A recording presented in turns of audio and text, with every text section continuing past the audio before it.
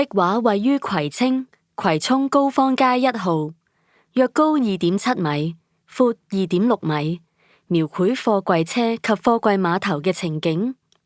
作品繪畫喺磚牆上，佈滿微微凹凸嘅紋理。金黃色嘅匯豐2字，筆觸圓潤粗壯，橫跨畫面中央，約佔整幅作品嘅1/3。一架向左嘅紅色貨櫃車，以透視法繪畫，前大後小，巨大嘅車頭駕駛室差唔多佔咗整架車嘅一半，漸漸收窄至車尾。車頭駕駛室貫穿左邊嘅匯字，寬闊嘅藍色車頭玻璃窗連接左右側窗，以白色捆邊，銀白色嘅亮光凸顯玻璃嘅弧度。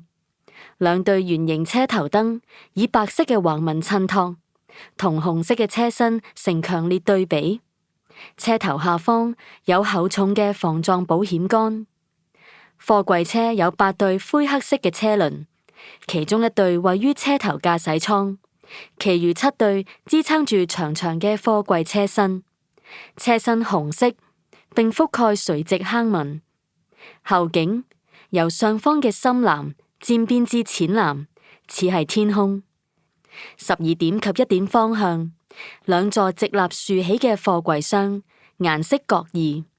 左側貨櫃箱為橙色及灰色，右側為藍、綠、黃色。貨櫃箱頂部幾條彩色放射線，襯托出貨車前進嘅速度。天空同灰色嘅路上，有10多組紅、白、黃、藍、紫、橙色嘅三角形同幾何圖案。壁畫嘅3點方向設有作品簡介牌及口述影像2維碼。